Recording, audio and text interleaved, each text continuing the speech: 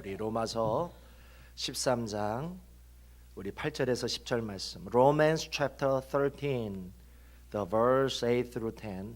우리 한 목소리로 같이 읽겠습니다. Read all together. 시작. 피차 사랑의 비되는 아무에게든지 아무 빚도 지지 말라. 남을 사랑하는 자는 율법을 다 이루었느니라. 간음하지 말라, 살인하지 말라, 도적질하지 말라, 탐내지 말라 한 것과 그 외에 다른 계명이 있을지라도 내 이웃을 내 자신과 같이 사랑하라 하신 그 말씀 가운데 다 들었느니라. 사랑은 이웃에게 악을 행치 아니하나니 그러므로 사랑은 율법의 완성이니라. 아멘. 자, 오늘 예배를 위해서 우리 할렐루야 찬양대 찬양해 주시겠습니다.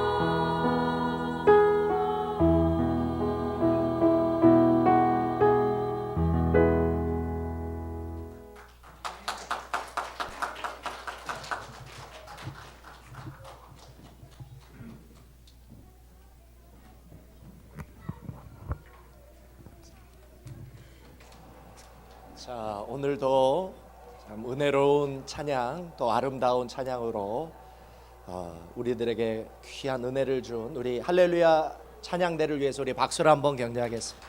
네, 감사합니다. 자, 오늘도 우리 마음을 가다듬고 오늘도 우리 예수님의 얼굴을 우리 믿음으로 바라보는 시간을 갖기를 원합니다. Let us see the face of Jesus Christ by faith. So close our eyes and fix our eyes on the Jesus Christ, to who are our beginner of our faith and the perfecter of our salvation. 우리 주님을 눈 감고 한번 믿음으로 우리 바라보는 시간을 갖겠습니다.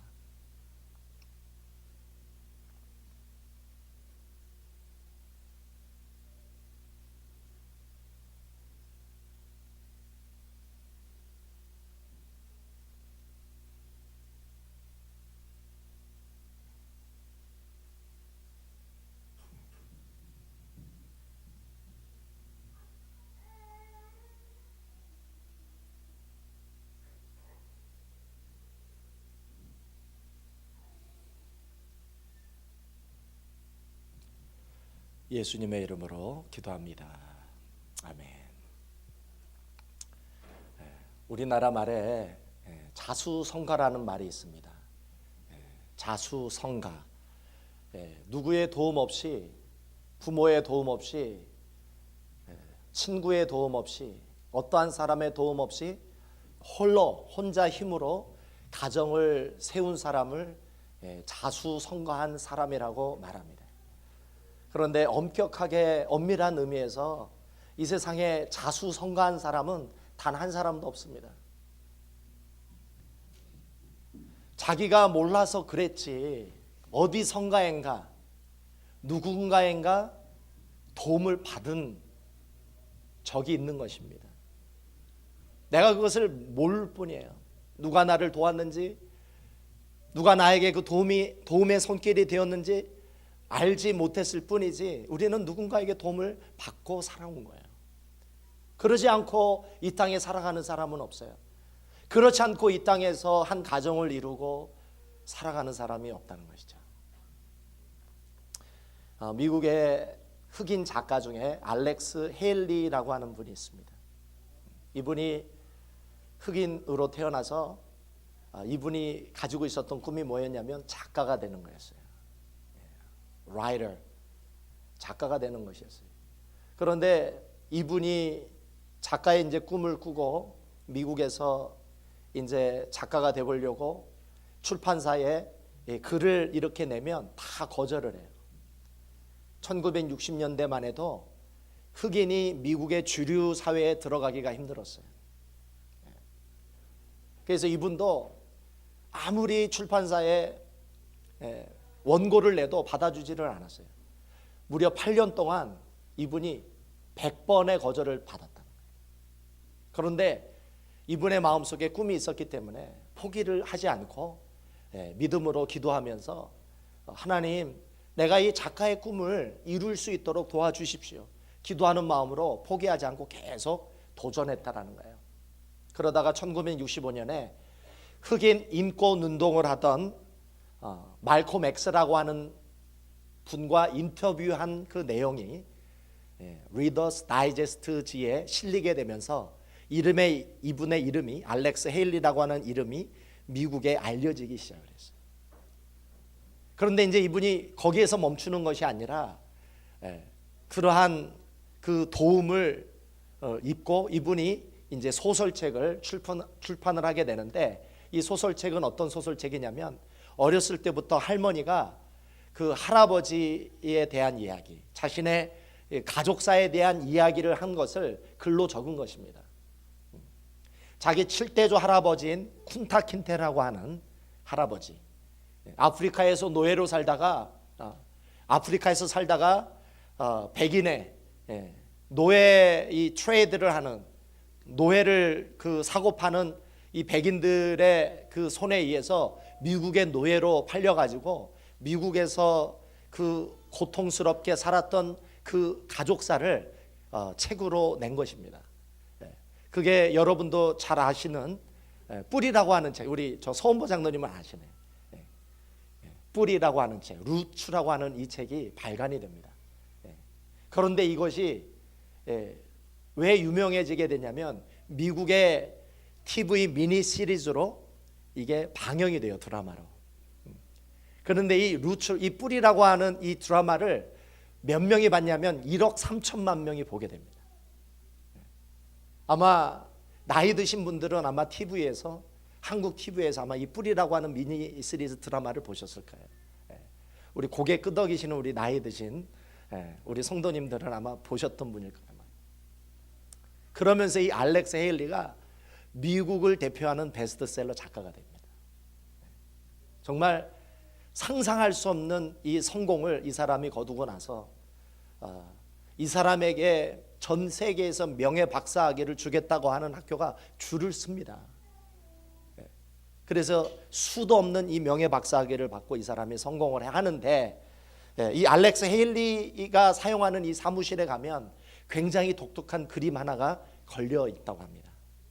이 그림은 어떤 그림이냐면 거북이가 높은 담장에 올라가 있는 그림이 그려져 있어요. 그래서 그 알렉스 헤일리 사무실에 가는 사람들마다 물어요. 이 그림의 의미는 무엇입니까? 그러면 알렉스 헤일리가 이렇게 이야기를 합니다. 여러분, 거북이가 어떻게 그 높은 담장 위에 스스로 혼자 올라갈 수 있었겠어요? 평지도 제대로 걷지를 못해서 뒤뚱뒤뚱 거리면서 넘어지고 쓰러지는 게 거북인데, 그런 주제에 어떻게 높은 담장에 혼자 올라갈 수 있었겠어요? 누군가가 이 거북이를 담장에 올려준 거예요.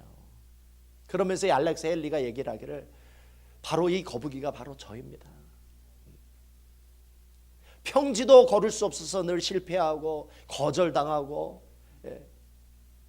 늘 차별받았던 내가 저 높은, 이렇게 높은 이 작가로서 내가 성공할 수 있었던 것은 하나님이 나를 도와주셨기 때문에 내가 이렇게 성공할 수 있었습니다. 그 사실을 나는 한순간도 잊지 않기 위해서, 하나님이 내게 주신 사랑과 은혜를 한순간도 잊지 않기 위해서 나는 이 그림을 내 사무실에 걸어놓고 날마다 바라보면서 나는 하나님이 나에게 주신 그 은혜와 도움을 날마다 묵상합니다. 이렇게 이 알렉스 헤일리가 이야기를 하게 되는 것이죠. 마찬가지입니다. 알렉스 헤일리만이 그렇습니까? 저와 여러분도 마찬가지예요. 오늘 이 자리에 이렇게 나온 것은 누군가의 도움과 사랑이 있었기 때문에, 그리고 하나님의 사랑이 있었기 때문에 오늘 저와 여러분이 이 자리에 이렇게 살아가고 있는 줄 믿습니다. 오늘 우리 본문에 보면 8절에 보면 이런 말씀이 있어요. 피차 사랑의 빛 외에는 아무에게든지 아무 빛도 지지 말라. 사도 바울은 이 로마서를 통해서 오늘 이 로마서 13장 8절만이 아닙니다. 1장에서도 계속 이 사도 바울은 뭐라고 얘기하냐면 저와 여러분은 빚진 자라는 거예요. 저와 여러분은 사랑의 빚을 진 사람이라는 것입니다. 저와 여러분이 잘나서 이렇게 우리가 살아가는 게 아니고, 저와 여러분이 착하고 저와 여러분이 아름다워서 이렇게 예수님을 믿고 교회에 나와 구원받은 게 아니라, 아무 공로도 없고 아무런 행함도 없고 선행도 없고 아무런 우리들 가운데 구원받을 만한 자격이 없는데 예수 그리스도께서 십자가에 못 박혀 돌아가심으로 하나님께서 그 사랑으로 말미암아, 그 은혜로 말미암아 우리를 구원해 주셨다는 사실이죠. 그런 의미에서 우리가 어떤 자라는 것을 날마다 깨달으라는 것입니까? 우리는 빚장이라는 거예요. 우리는 빚진 자라는 것입니다. 빚진 자로서 살아가라고 오늘 이 본문은 우리들에게 말씀하고 있는 것입니다. 그런 의미에서 우리 로마서 13장 8절을 한번 읽어보겠습니다. 로마서 우리 13장 8절 말씀 한번 읽어보겠습니다.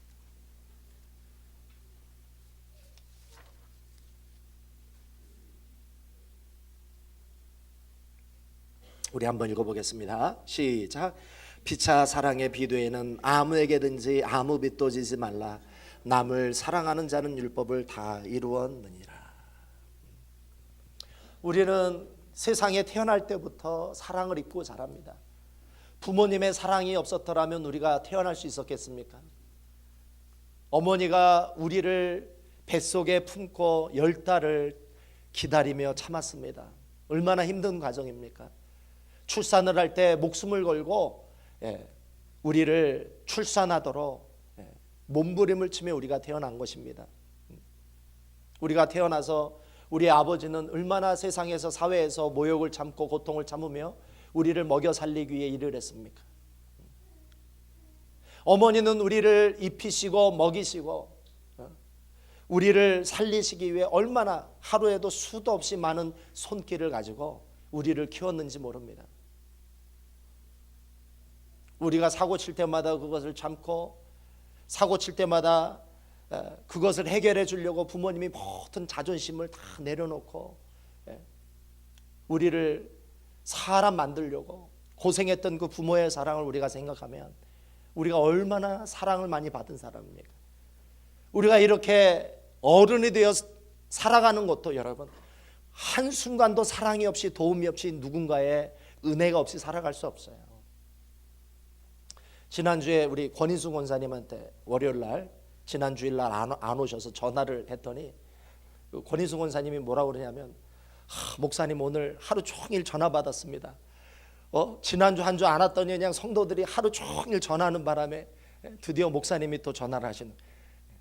이런 사랑이 없이는 우리가 어떻게 신앙생활을 할 수 있겠어요? 안 왔다고 한 주 안 왔다고 전화하고 걱정해서 우리가 기도해주고 하루도 우리는 사랑이 없이 살 수가 없어요. 그뿐만입니까? 우리가 죽을 때도 마찬가지입니다. 장례식에 가면은 그 사람의 장례식을 치러주기 위해서 씻지도 않고 먹지도 않고 자지도 못하는 그 사람의 그 수고가 있습니다. 봉사가 있습니다. 그런 수도 없는 누군가의 봉사와 섬김 끝에 우리가 무덤에라도 들어가는 거예요. 살아있을 뿐만 아니라 죽는 그 순간까지도 우리는 누군가의 사랑과 섬김을 받지 않고는 살 수가 없어요.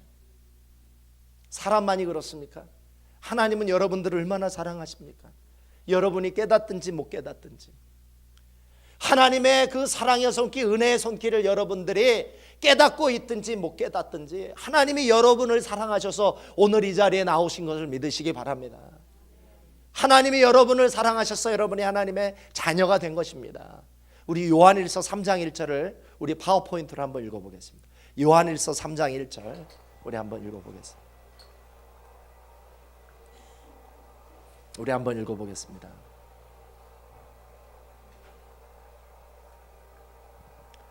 자, 우리 요한일서 3장 1절 우리 파워포인트로 시작. 보라, 아버지께서 어떠한 사랑을 우리에게 베푸사 하나님의 자녀라 일컬음을 받게 하셨는가.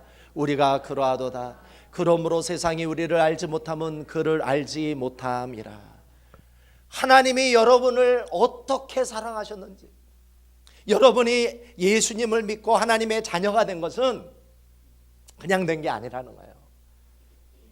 하나님의 보이지 않는 그 손길로, 하나님의 그 보이지 않는 그 섭리, 하나님의 그 보이지 않는 그 사랑으로 여러분이 교회를 나와 예수를 믿게 되었다는 것입니다. 그래서 찬송가 404장 3절에 이렇게 가사가 이렇게 되고 있어요. 하늘을 두루마리 삼고 바다를 먹물 삼아도 한없는 하나님의 사랑 다 기록할 수 없겠네.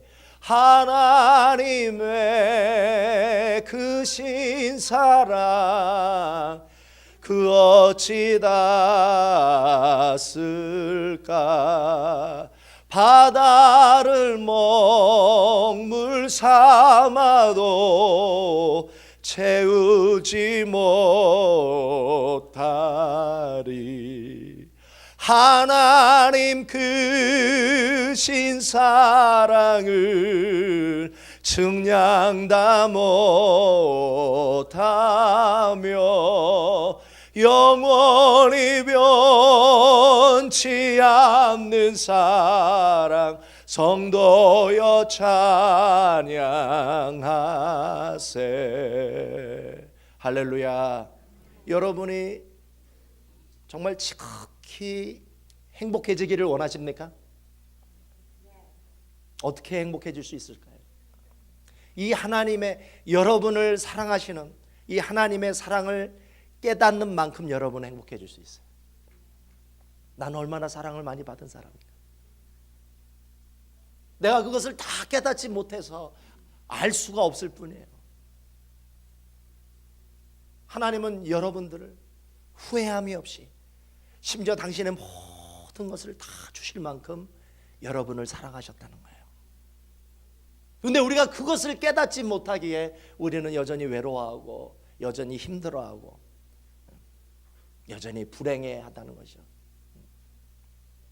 많은 부를 쌓고 권력을 얻는다고 행복해지는 게 아니라 나를 향한 하나님의 사랑을 깨닫는 만큼, 내가 얼마나 사랑받고 있는 존재인지 아는 만큼 우리는 비로소 행복해질 수 있는 줄 믿으시기 바랍니다.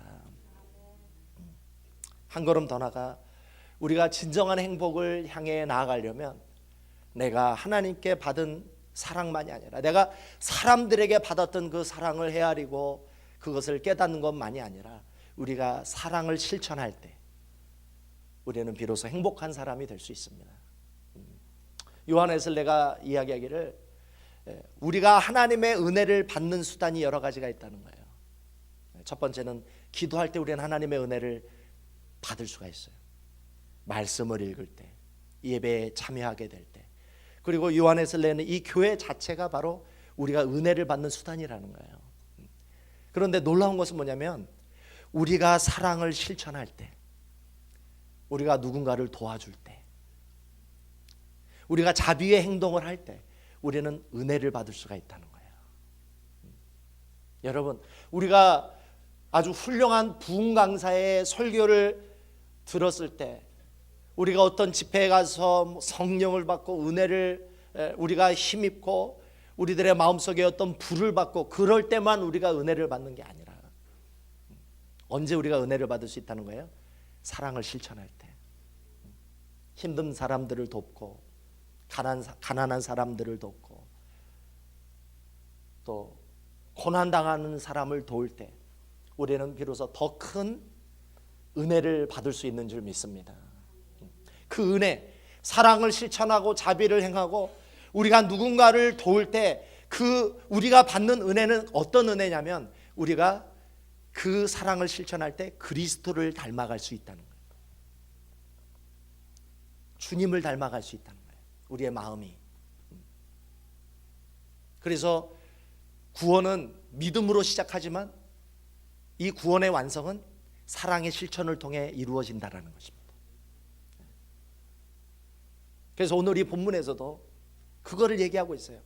사랑만이 우리의 구원을 완성할 수 있다는 거예요. 사랑의 실천만이 우리의 구원을 완성할 수 있다. 우리가 읽었던 본문은 로마서 13장 8절에서 10절인데 이 세 절에 바로 사랑은 구원의 완성이다, 사랑은 율법의 완성이다 라는 말씀을 세 번이나 반복하고 있다는 거예요. 얼마나 중요하면 반복하겠어요. 우리 한번 정말 그런지 우리 한번 같이 읽어보겠습니다. 우리 로마서 13장 8절을 읽어보겠습니다. 로마서 13장 8절 우리 한번 읽어보겠습니다. 시작.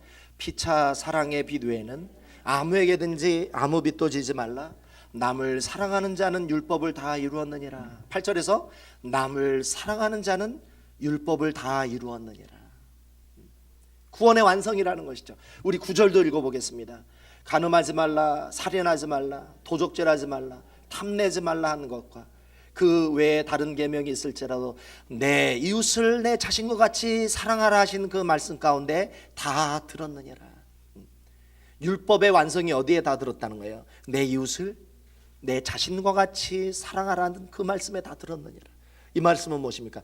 우리가 이웃을 내 자신과 같이 사랑할 때 우리의 구원은 완성이 된다는 거예요.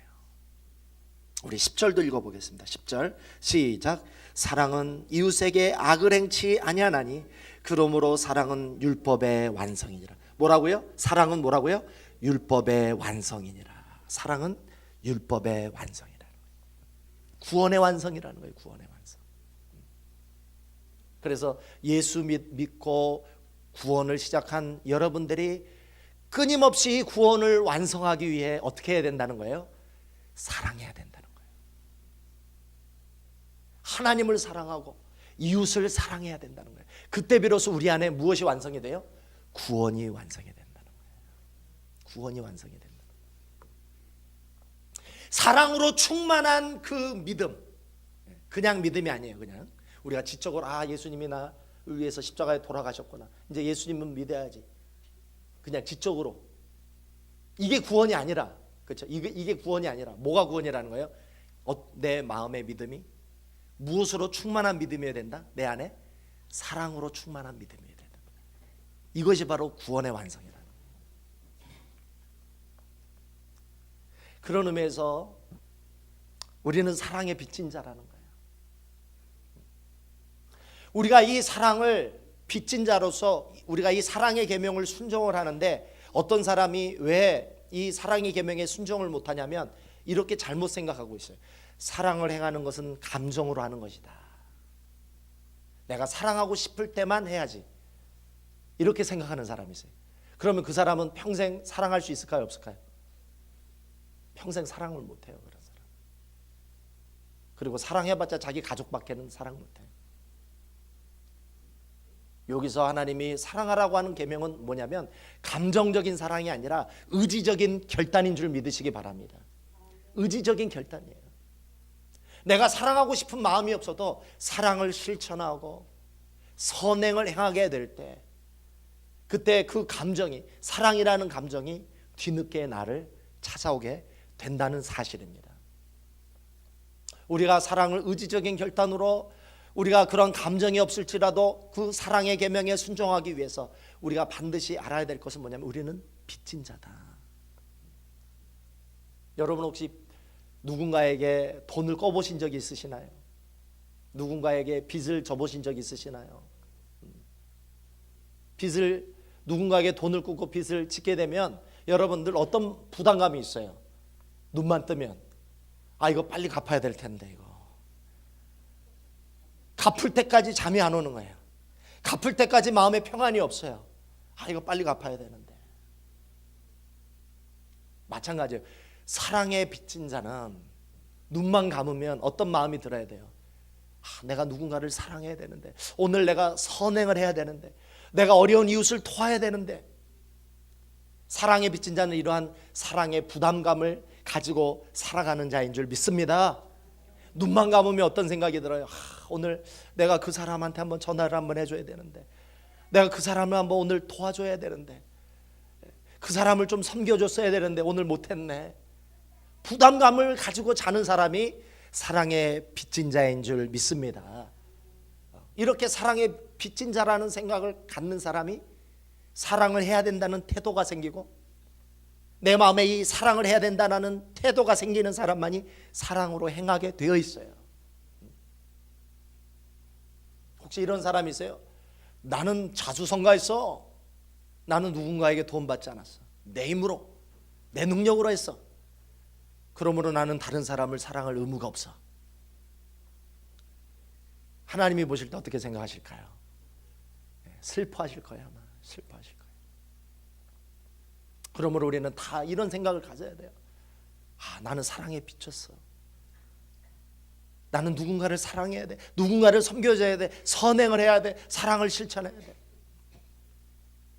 TV에서 여러분 누군가 굶어 죽었다라는 사람, 그러한 뉴스를 들을 때 여러분 마음이 어떻게 해야 돼요?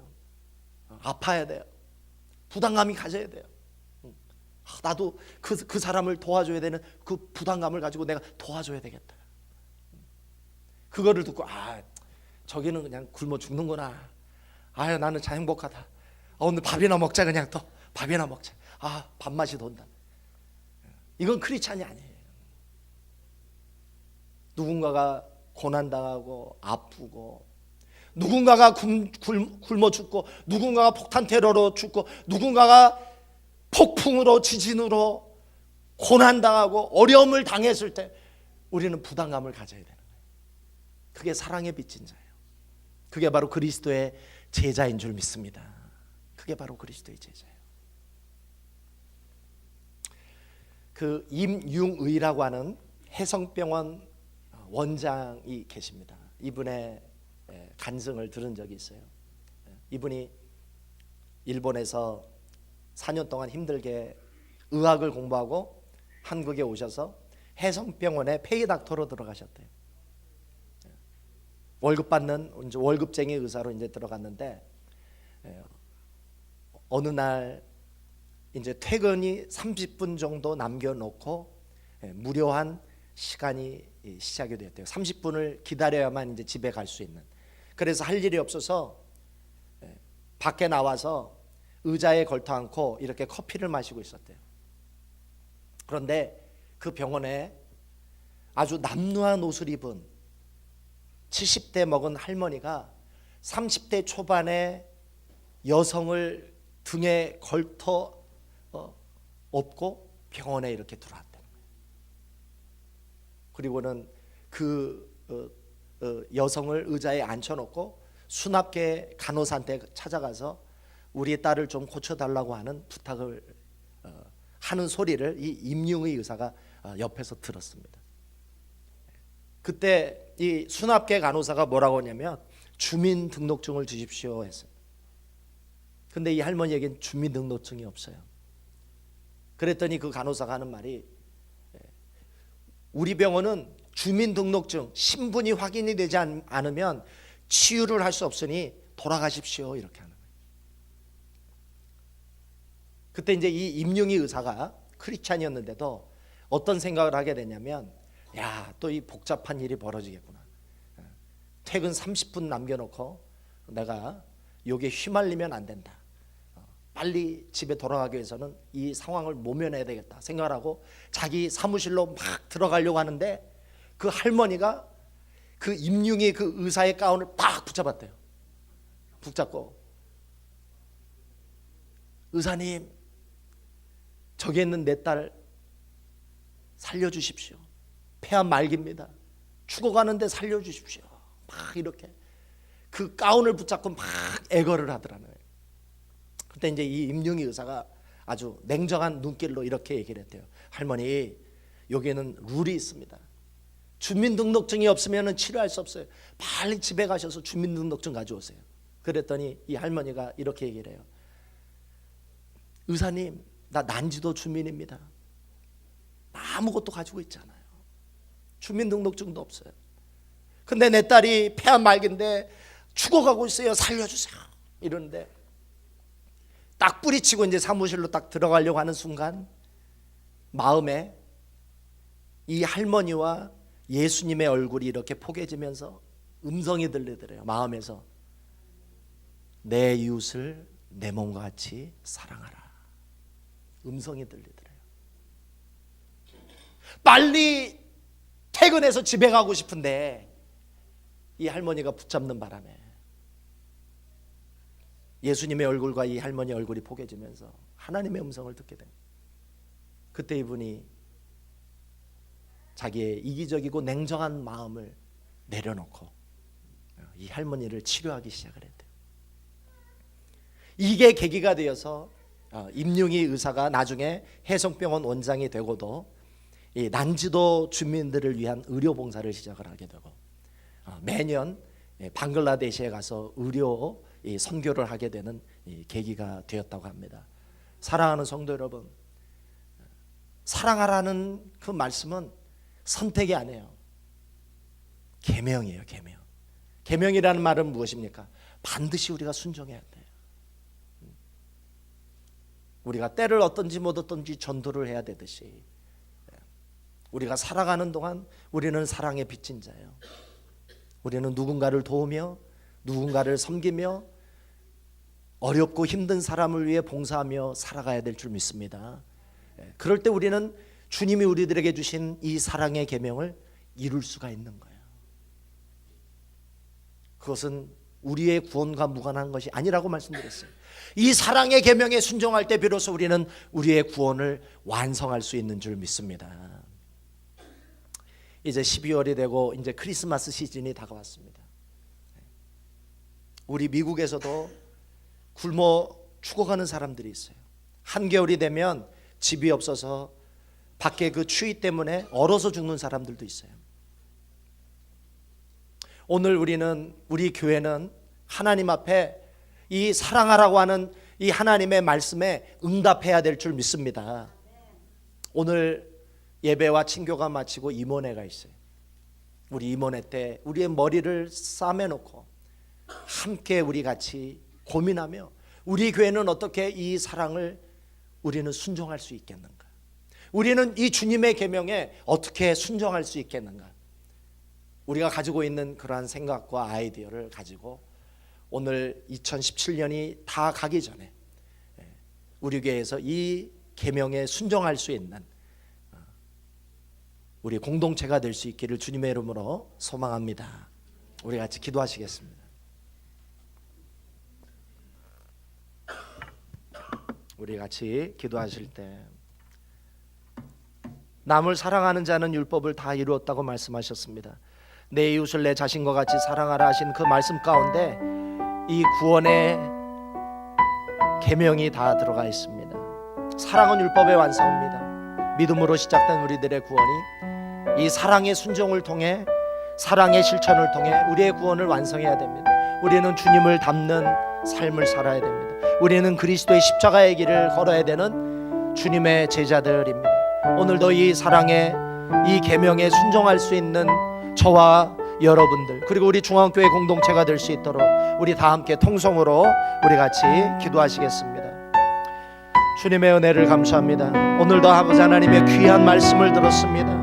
아버지 하나님, 세상에 신음하고 고통하며 아버지 외롭고 힘들고 아버지 굶주려 죽어가는 수많은 사람들이 있습니다. 오늘도 아버지 하나님, 우리는 그들의 고통과 그들의 신음을 외면할 수 없습니다. 주님이 말씀하셨습니다. 서로 사랑하며 남을 아버지 사랑하는 것이 율법의 완성이라고 말씀하셨습니다. 오늘도 아버지 하나님이 주님의 이 계명에 저희들 순종하기를 원합니다. 오늘도 아버지 하나님, 저희들이 계명에 순종할 수 있도록 주님 도와주시옵소서. 우리의 마음을 다하고 성품을 다하고 힘을 다하여 하나님을 사랑하며 이웃을 내 몸과 같이 사랑할 수 있도록 주님 도와주옵소서. 오늘도 저희들 분연히 저희들의 손과 발을 일으켜 저희들의 몸을 일으켜 아버지 하나님, 오늘 우리 주변의 이웃들을 돌아보며 그들을 섬기며 봉사하며 사랑하며 우리가 줄 수 있는 그 사랑을 아버지 다해서 섬길 수 있는 우리 중앙교회가 될 수 있도록 아버지 하나님 인도하여 주시옵소서. 오늘도 주님 함께하여 주옵소서. 내가 너희에게 전한 것은 주께 받은 것이니 곧 주 예수께서 잡히시던 밤에 떡을 가지사 축사하시고 떼어 가라사대 이것은 너희를 위하는 내 몸이니 이것을 행하여 나를 기념하라 하시고 식후에 또한 이와 같이 잔을 가지시고 가라사대 이 잔은 내 피로 세운 새 언약이니 이것을 행하여 마실 때마다 나를 기념하라 하셨으니 너희가 이 떡을 먹으며 이 잔을 마실 때마다 주의 죽으심을 오실 때까지 전하는 것이니라. 아멘. 오늘 이 아침에 또 우리는 주님의 몸과 또 주님의 피를 먹고 마시게 될 것입니다. 오늘도 이 성찬에 우리가 참여할 때 우리가 이 성찬에 합당한 우리들의 영과 몸이 될 수 있도록 우리 함께 기도하는 시간을 갖겠습니다.